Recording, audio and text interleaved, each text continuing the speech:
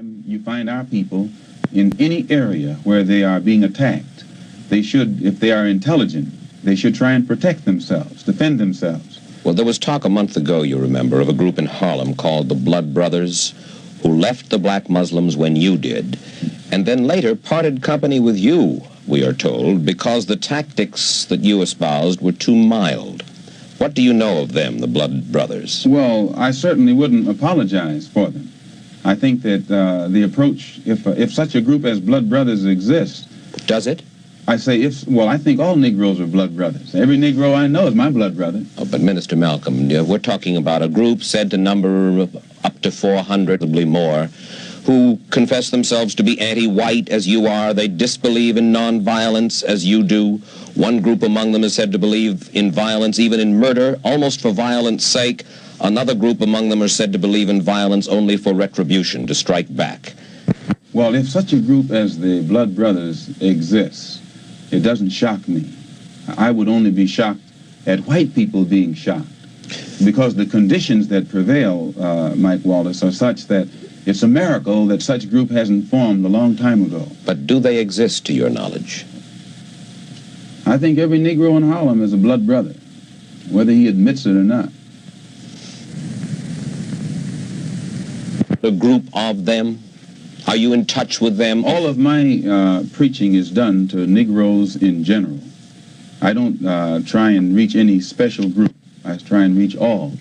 And my gospel to them is black nationalism, political, economic, and social black nationalism. You have called for self-defense units, rifle clubs, oh, yes, ready to execute on the spot those who threaten Negroes.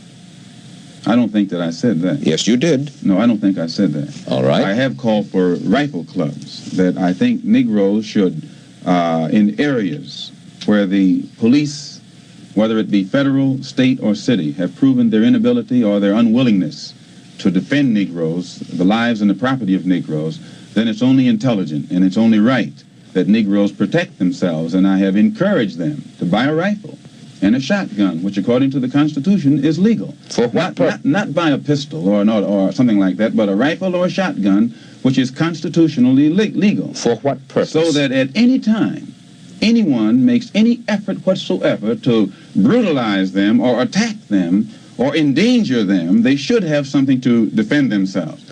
And in a country that spends, I think, $50 billion a year for defense alone, I'm shocked that there's apprehension over Negroes trying to do something to defend themselves. Well, who will determine when the Negro is endangered?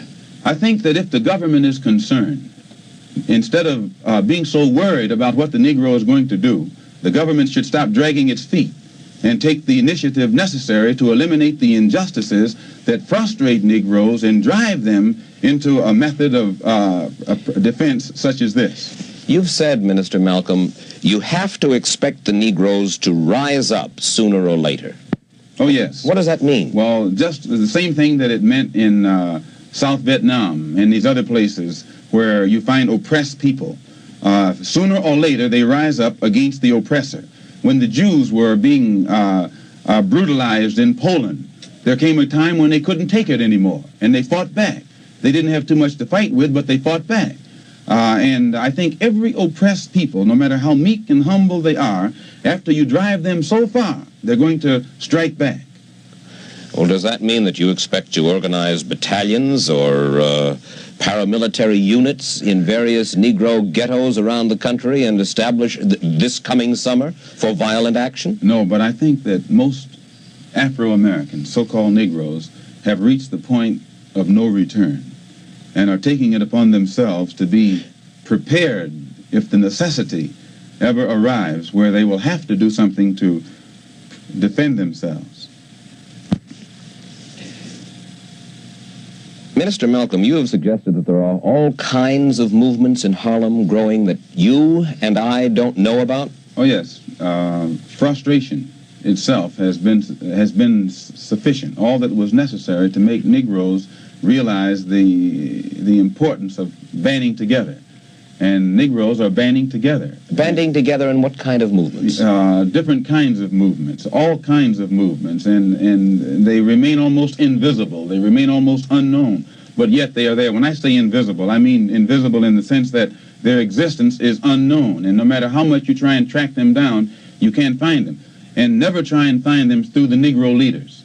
The Negro leaders are famous as apologists. If you recall, one of the most famous Negro leaders in 1959 was asked by you about the black Muslim movement. And he said he knew nothing about it. And the next moment, you flashed a picture on the screen with him shaking hands with me. So if you will recall. So this is their policy. This is their attitude or their reaction. They never know what's going on in the Negro community. And what form will the activities of these various so-called invisible movements take in Harlem this summer? An example, Commissioner Murphy.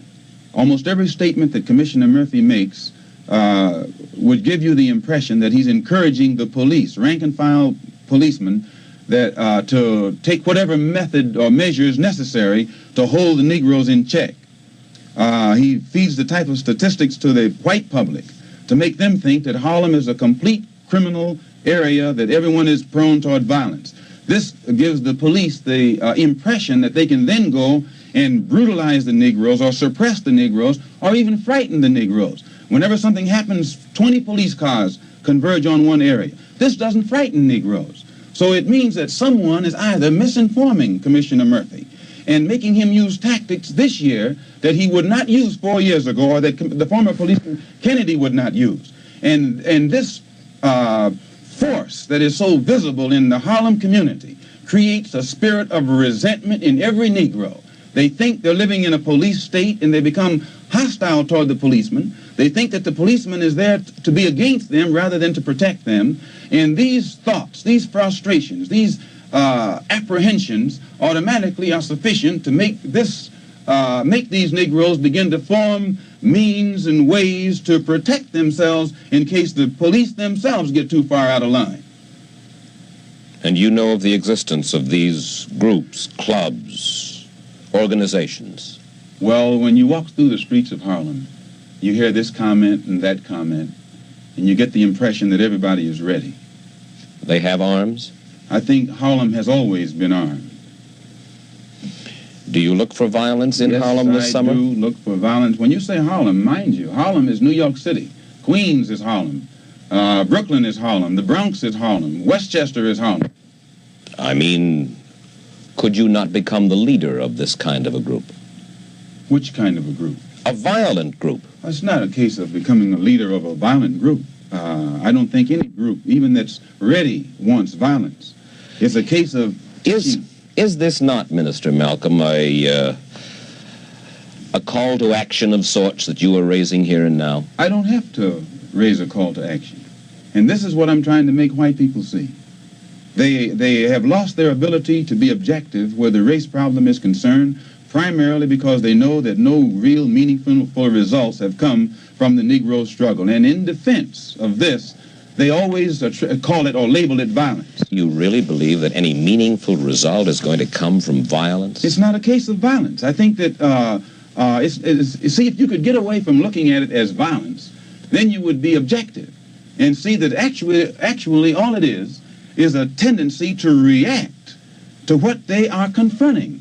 White people don't realize how frustrated Negroes have become. I think they have come to understand the Negro's frustration, but they are also of the opinion that no good can possibly come from violence. If they are of that opinion, Mike, if you think that the powder keg that's in your house is going to explode under certain conditions, either you have to remove the powder keg or remove the conditions. You can't stand there and label the powder keg as an enemy when you have the ability or have it within your power to change the condition, and it won't explode. Do you know of any contingency plan for action? No. I know of none. But I don't think if you go and study the history of oppressed people, usually their initial action is not a plan. Usually it's a reaction, and it's on the part of a few, and then everybody gets right on in with it. And I think you'll find that if Negroes ever have to resort to any kind of physical action to defend themselves, many white people will be on the side of Negroes. Many white people are fed up with what the Negroes suffer. And this is what I had to become aware of on my pilgrimage to Mecca. I could see then that there are many white people in this country who will side with the Negro in whatever he has to do to protect himself. You have changed your attitude about the white man in the United States to some extent. Well, I've broadened my scope. Travel broadens your scope. It gives you a wider understanding. And I have, in my many lectures on college campuses, seen many whites, even as a black Muslim, whose reaction to much of what I had to say showed me that they were genuinely concerned. Some weren't genuinely concerned, but many of them were. And this element is increasing. But that's a considerable change of opinion in Malcolm X. No, today I'm speaking for myself. Formerly I spoke for Elijah Muhammad. And everything I said was, Elijah Muhammad teaches us thus and so. I'm speaking now from what I think, from what I have seen, from what I have analyzed, and the conclusions that I have reached. And the white man is no longer the devil, and he is no longer bound to be evil. The Holy Quran teaches us to judge a man by his conscious behavior, by his intention. And my reason for going to Mecca was to get a better understanding of the religion of Islam and what the Quran teaches. So I judge a man by his conscious behavior. I am not a racist. I don't subscribe to any of the tenets of racism. Then there are good whites and good blacks and bad whites and blacks. It's not a case of being good and bad, good or bad blacks and whites. It's a case of being good or bad human beings. Elijah Muhammad is true. His followers are violent against Negroes. Against Negroes? Yes, his followers will go out and attack another Negro, like they will attack me, or they will brutalize a fellow Muslim who breaks the law. But you don't find those same followers going out and becoming involved in the Negro struggle in any way whatsoever. Now, the violence that he accuses me of is my tendency to want to participate in the struggle of the Negro at all levels. This is what he calls violence. I first received threats on my life in December. In December. No, not in December, in January, when it first became known that I had come back to New York and told the captain of the Fruit in New York, who was my right-hand man formerly, and also the secretary of the New York Mosque and the minister in Boston. When it became known that I had told them, then an effort was made to shut me up. And by what means? Well, the... Put around like I didn't touch it, another person moved it. Getting ready to have the baby. Have the baby. And this one is taking care of that. So that's been fairly recent that all of this has gone on. Oh, yeah, last week. That's it, Eddie. All right, if that's it... Hold on, just a mic. Oh, yeah, you can hear it. All right. Yes, sir. Minister Malcolm, when you broke with Elijah Muhammad back in March, you said it was because the black Muslims were too narrowly sectarian and inhibited, and because Elijah Muhammad had become blindly jealous of you and the personal following you had gathered. Mm-hmm. I said the first part, but the last part, I didn't say that Elijah Muhammad himself had become blindly jealous. I mentioned that it was his family and the officials in Chicago. Everything that I said always was designed to protect Mr. Muhammad himself, primarily because the image that he had created was the image that enabled his followers to remain strong in faith and things of that sort, and I didn't want to see any adverse effect or negative result develop in the faith of all of his followers. Mm-hmm. But actually, despite the fact that I tried to protect the Muslim movement, if you'll notice, they used their newspaper to slander me and to label me as a hypocrite and as a rebel, and Mr. Muhammad himself said that I defected. Well, in reality, I never even left the Muslim movement. They put me out. And they put me out because of what I knew, and what I knew was told to me by Mr. Muhammad's son, Wallace Muhammad himself. They put me out and they put him out. Well, now, first of all, let's find out what it is that Wallace Muhammad, Elijah Muhammad's son, told you. Well, number one, if you notice, the stick that I always used in presenting, representing, and defending the Muslim movement was the fact that it had the ability to reform the morals of the so-called Negro community. It eliminated drug addiction, alcoholism, fornication, adultery, loose sexual behavior, which meant that it eliminated bastard babies, illegitimate children. Well, as long as I knew that this was what it represented and it gave me a strong stick, I could represent it and defend it. But we had a law which was that whenever any Muslim became involved in any kind of sexual relationship with someone to whom they weren't married, that person would be brought before the Muslim community, humiliated, and then isolated for from 1 to 5 years. This was our law. I think it was 1955, a young teenage sister left Detroit, went to Chicago. Hold it for Christ. Let's find out. Cut the damn thing. Minister Malcolm, when you broke with Elijah Muhammad back in March, you said it was because the black Muslims were too narrowly sectarian and inhibited, and because Elijah Muhammad had become blindly jealous of you and the personal following that you had gathered. I never said that Mr. Muhammad was jealous. Every statement that I made was designed to protect him and to protect his image.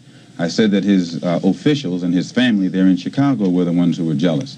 And I only tried to protect his image because it was his image that enabled his followers to have such strong faith and exercise the moral discipline that they displayed.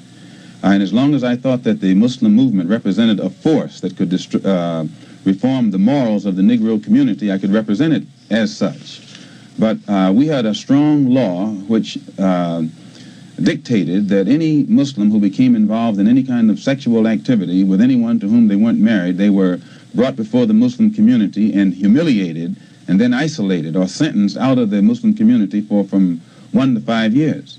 Well, in 1954, a teenage sister left Detroit and became one of Mr. Muhammad's personal secretaries. And there in the Chicago office, she became pregnant after being there for a year. And she was brought before the Muslim community and humiliated and isolated. And a year later, another secretary, this time one from Lansing, Michigan, came to Chicago. She also became pregnant.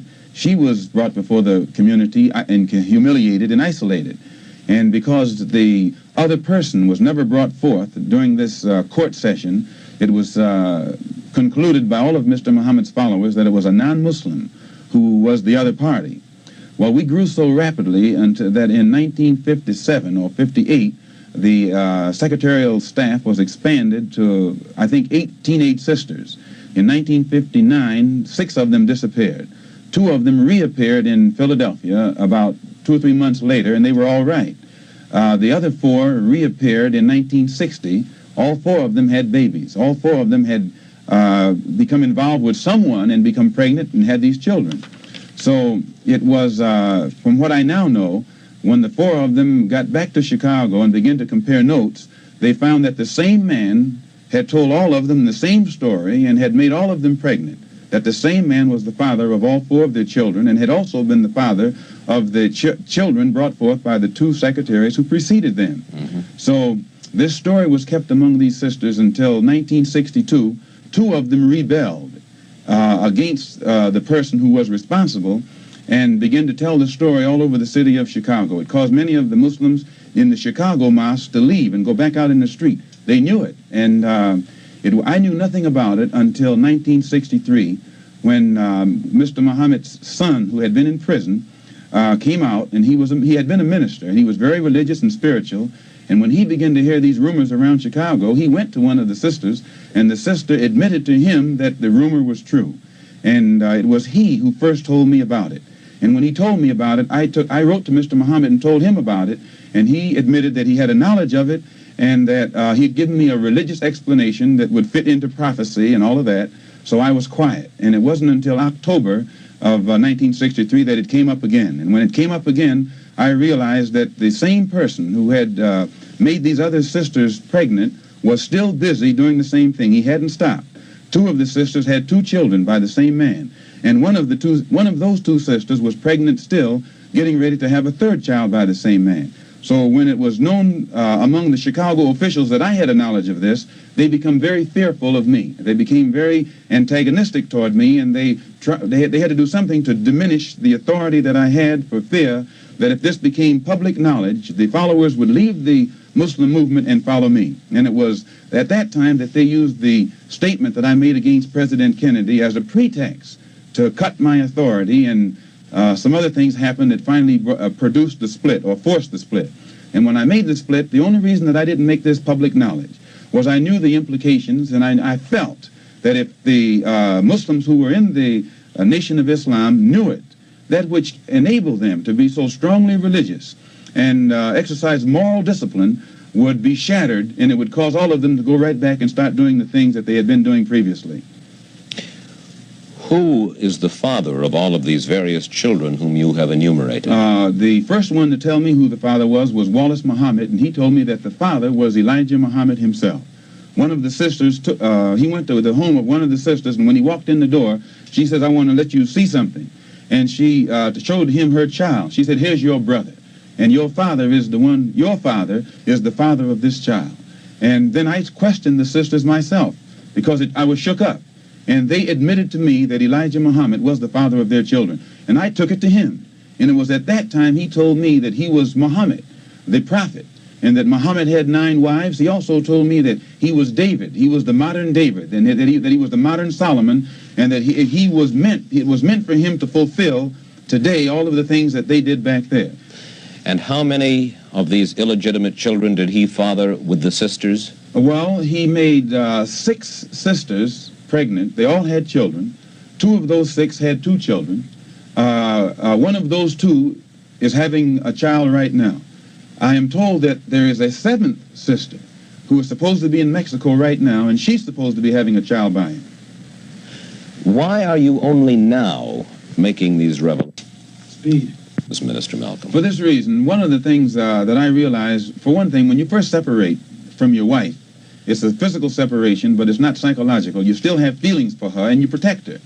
But after the physical separation has taken place for a while, it becomes a psychological separation.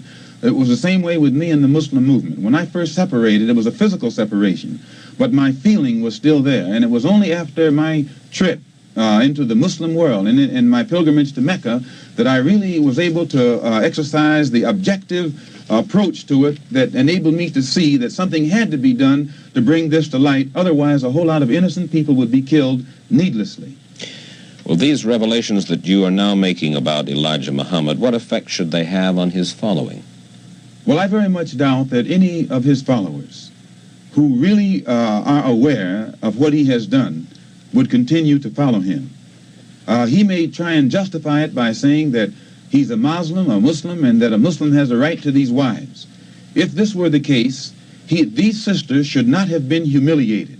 These sisters have been looked upon for the past 5 years, or 6 years, or 7 years as being guilty of having committed fornication.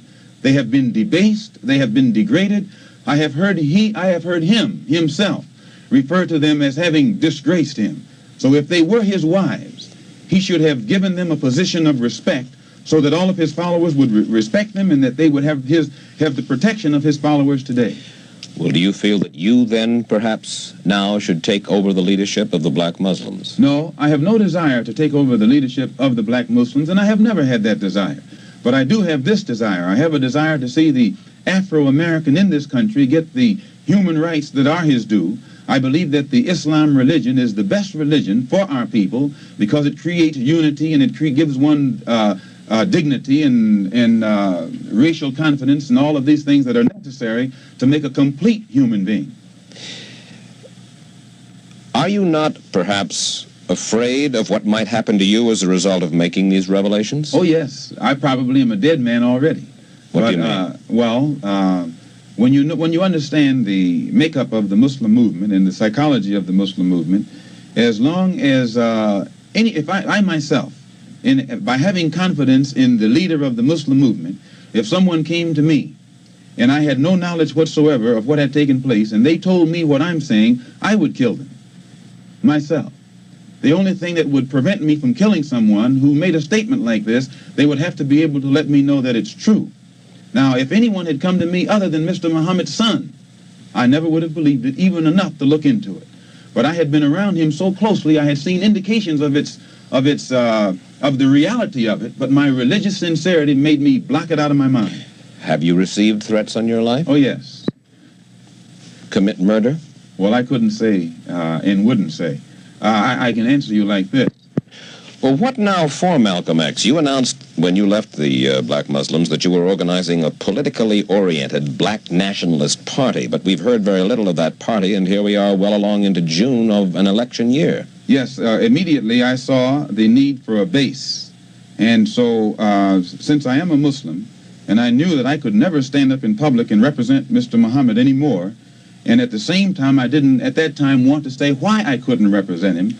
I knew, as his son told me, Wallace Muhammad, that the only salvation for the Muslims, they would have to turn toward the Orthodox religion of Islam. And it was Mr. Muhammad's son, Wallace Muhammad, who encouraged me to make the pilgrimage to Mecca and get myself orientated into the knowledge of the Orthodox religion of Islam. And at the same time, since I was a nationalist, I had to have a better knowledge of what the attitude of Africans was toward our people in this country, so I made a tour through the African nations. After going into the Muslim world and into the African nations, finding what their attitude was toward the problem of the American Negro, I have now come back, and we are in the process of setting up an organization for that purpose. One question before we go further with that. Has Wallace Muhammad left the black Muslims? Wallace Muhammad was put out of the Muslim movement right along with me. Now then, your black nationalist party. It's not a black nationalist party. Oh, what is it? Our political, economic, and social philosophy is black nationalism. How many members do you have? At the present time, we have no members. How many members do the Muslims have? I have no idea. You really but don't? I do know that during the past 4 years, there has been more of a dropping away than there has been more decrease than increase. And most of those who have left have been the younger ones, the ones who want some action, and the ones who want to participate in the entire overall struggle of the black man in this country for his rights. How many Muslims followed you out of the movement? I have no idea. How many did the Muslims have at their height? I have no idea. When I watched your program years ago, I think you come pretty close to it when you said about 250,000. The following is not always an active, registered following.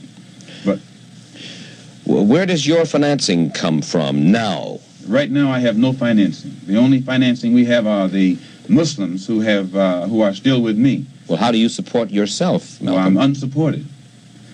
Well, you seem to be fairly well fed and well. Fortunately, while I was among the Muslims, I never lived beyond my means, and I have learned how to live within means.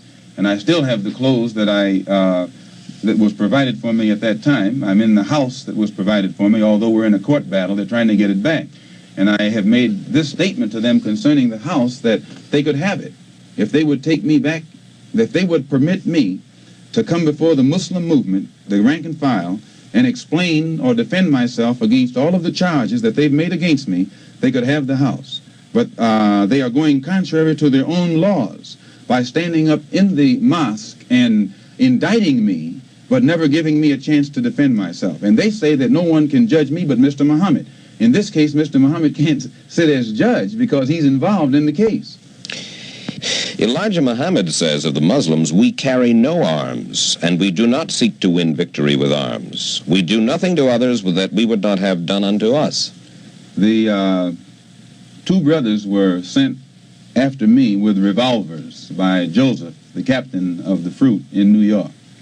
They were armed. When a Muslim is attacked, and you'll find this to be the pattern, when the Muslims were attacked in Monroe, Louisiana, Elijah Muhammad gave no signal to anybody across the nation to come to the defense of their brothers. When our brothers were attacked in Los Angeles, again, Elijah Muhammad gave no signal to anybody to come to the defense of those brothers. Never have the Muslims anywhere in the country gotten any kind of instruction from the national office or headquarters on how to defend themselves when they are attacked by outsiders. The only times the Muslims have ever been given any instructions to commit violence is when that violence is directed against a fellow Muslim. As far as you are concerned, you will accept the fealty, if you will, of any Negro anywhere under any conditions. You have to define fealty. You want them to give you their loyalty. Not me, their loyalty. I'm not seeking for the loyalty of any Negro, but I am seeking that for Negroes to learn how to be loyal to themselves. And when the Negro learns how to be loyal to himself, our problem is pretty well solved. Cut just a second. Larry? All right. Okay.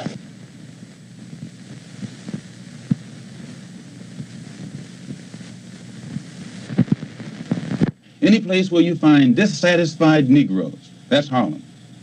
And whereas 20 years ago, when you'd have a little race riot, it was confined to a community. Today, Mike, if you have any kind of racial explosion, it will engulf the entire city, and it will have a chain reaction effect of spreading from city to city and on an international scale from country to country. And I, for one, would not like to see it happen, but I'm a realist enough and I'm man enough to face the fact that the potential ingredients for this explosion exist, and I will never try and make the public think that it doesn't exist.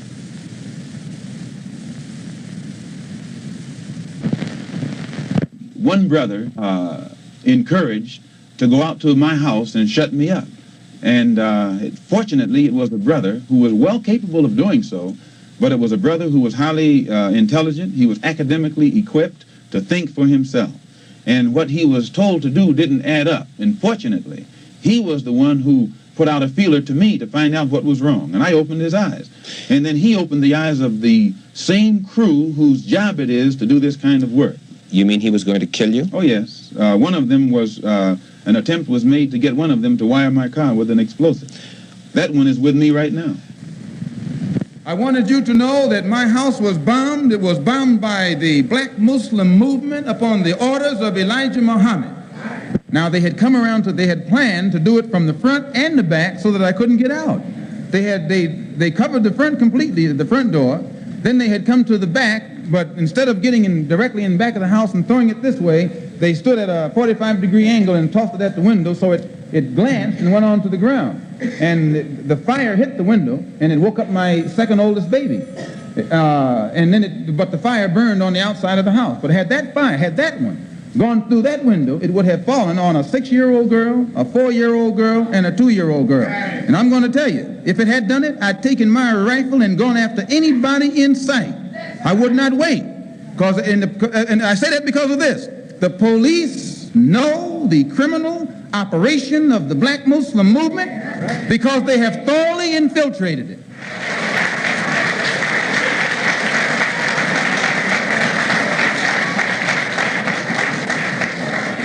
The only thing that I regret in all of this is that two black groups have to fight and kill each other off. Elijah Muhammad could stop the whole thing tomorrow just by raising his hand.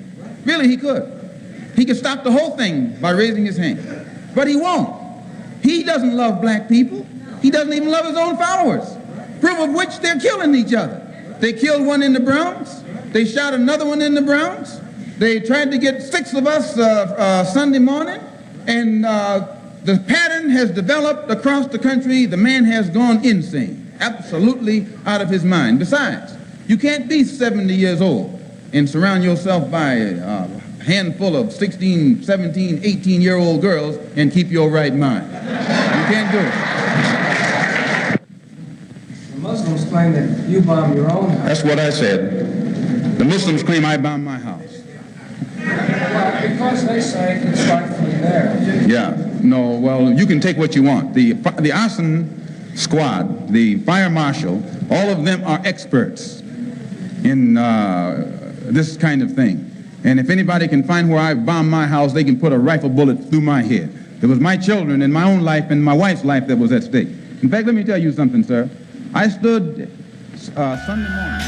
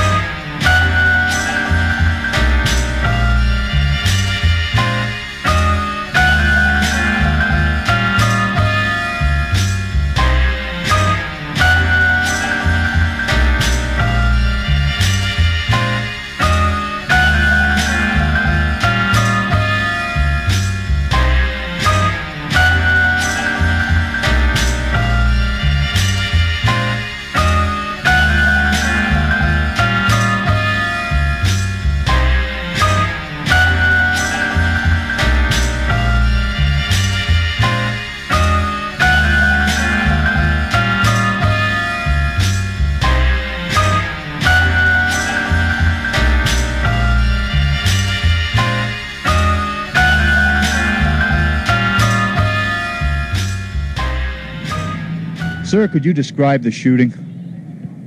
Well, as I said, the Malcolm started to come on. See, they don't want it. What's the sense? See, what's the sense? It's going to cause fixing, huh? Forget about it. As you know, we have been continually investigating this case, and we were able to arrest the third suspect this afternoon in the assassination of Malcolm X. Will he be charged with the murder? He's going to be charged with acting in concert with the others now arrested in the assassination of Malcolm X. Are these the three men, sir? Was he a trigger man? Did he fire at Malcolm? I won't make any comment relative to what he did. Could you give us his background? Well, he has been arrested before with one of the perpetrators. That's all I'll say at this time. Just wrap it up. Is this one of the three men that were actually responsible for the... Comment whether he's a black Muslim or not. Wasn't he one of the men who was arrested in the shooting of Benjamin Brown, a correction officer? He was arrested in the Bronx. With Norman Butler, another suspect. He was arrested at a previous occasion with Norman Butler. How about William Gaines, the third man of that triumvirate that was responsible for the shooting of the correction officer? Is he being sought now? I'm not going to make any further comment on who's going to be sought in this here case. Have you got the three men responsible, sir?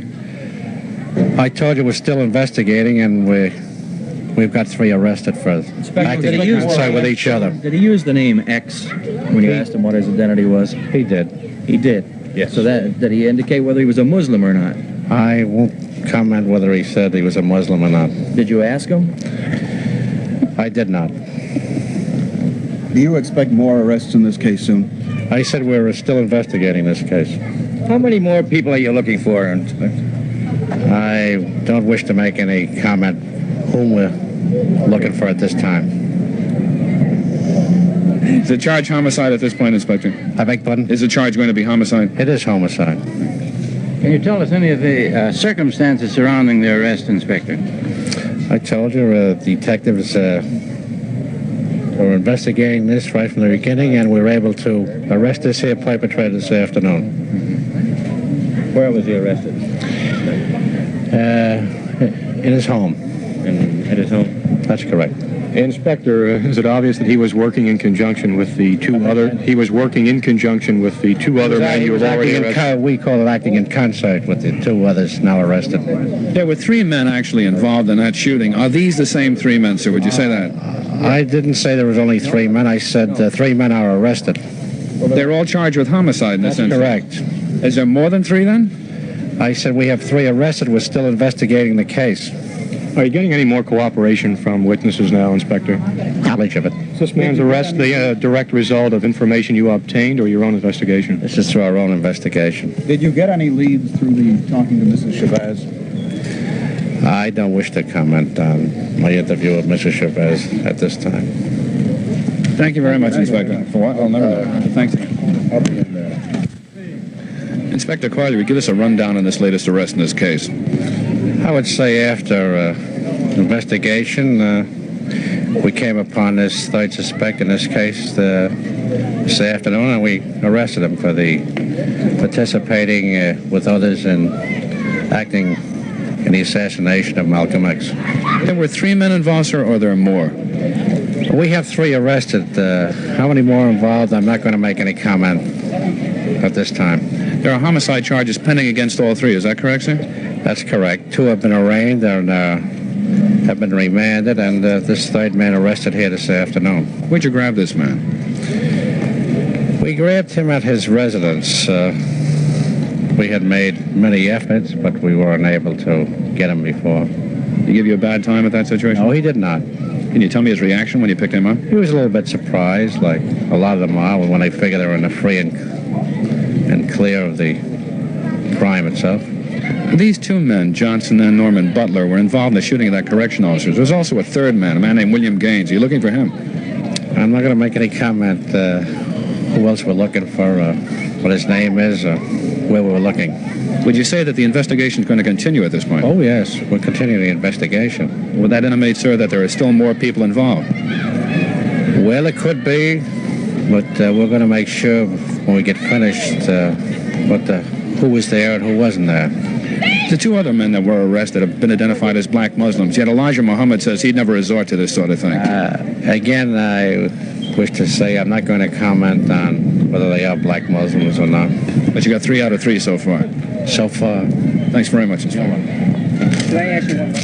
I think the attitude of the police and the press saying that my husband had bombed his own house, I think it was very unfair for them to make this accusation against him after all of the times that he had said publicly, he had said privately, he had said on a lot of occasions that we had received several threats, that his life was in danger, and everyone took it lightly and said that he was talking out of his mind, that it didn't happen. And when I know, he knew, and everyone else actually knew that threats from time to time had been made on his life, but he was just lucky to get past it. We received threatening phone calls, and all of these things were reported.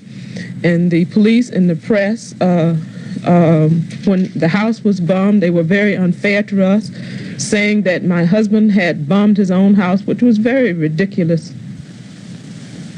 I think my husband was a very dedicated man, and he didn't want luxuries. He was primarily interested in the condition and the plight and the upliftment of the Negroes in this country. And this is what he died for. I'm rolling. Do you fear for your own life and the lives of your children?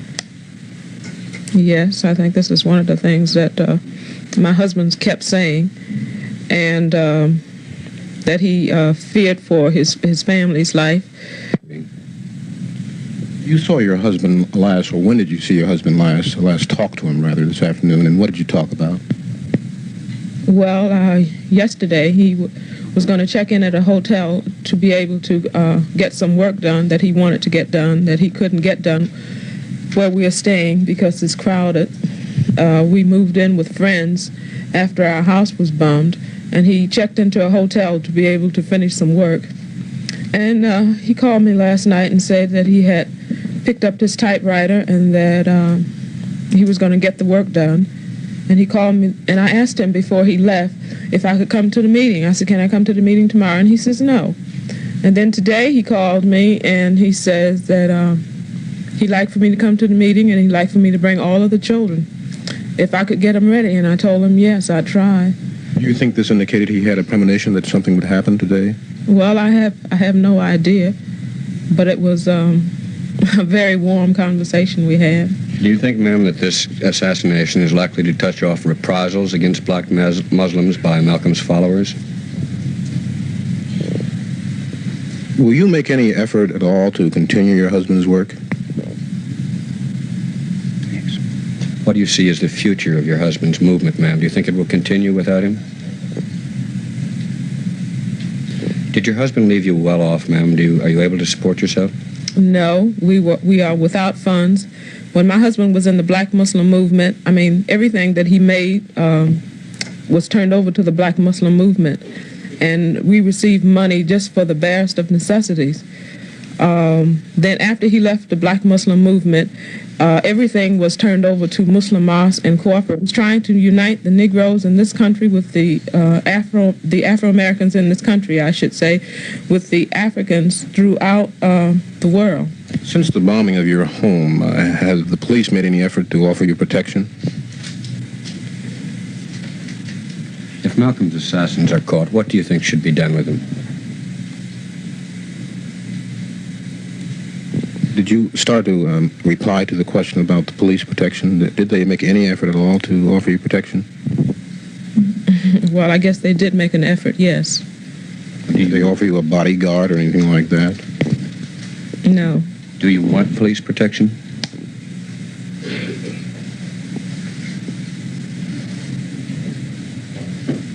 Were you aware that she made Malcolm X made application for a gun permit as late as last Thursday? Did he ever get the gun that he made application for the permit? I don't know. But was he armed today when at the meeting? I don't know. He did make an application for a gun permit. He did make an application, yes. Mm-hmm. That was after the home was bombed. Yes. Had you ever carried a gun before? Would you wait a minute, please? Kill it, George. Yeah, may I just comment? Sure. That, when they were charging Malcolm with having bombed his own home, most people were not aware that not only did Malcolm not have a lot of money, but he didn't even have personal insurance on his own life or on his furniture. I think this might indicate to some degree his dedication and the unlikelihood of him having bummed his own home, unless you want to believe he shot himself today as well. Well, that's probably what the press will say, that he shot himself, you know. All right, get that out again, George. Mrs. Shabazz, have any funeral arrangements been made yet? They're in the process of being made.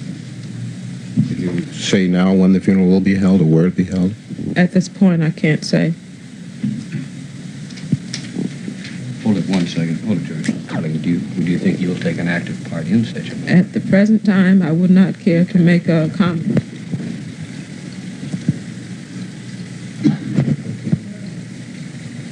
Will you continue to live here in the New York area? I'd hope to. Ask if where you're living now. Well, I'd rather not say. Is that a secret? There's no secret, but I'd just rather not say. Well, do you fear then to tell where you're living because of other black Muslims? They're possible that they might possibly harm you? No, I just feel that it's a private matter, and if I don't want to disclose it, I don't have to. Yeah. Whether he was spokesman or agitator, prophet or demagogue, the charismatic Malcolm X very often made big news. And he was never hotter copy than 1 year ago today, when he was scheduled to deliver a major policy address here at the Audubon Ballroom. A few months before, Malcolm had returned from Africa after an extended tour of the Islamic nation, including a stopover at the fabled city of Mecca. And it was said what he had learned during his journey had made him less hostile to the white man, less certain that whites and blacks could not live harmoniously here in America. This is John Riley, Channel 2 News from the Audubon Ballroom.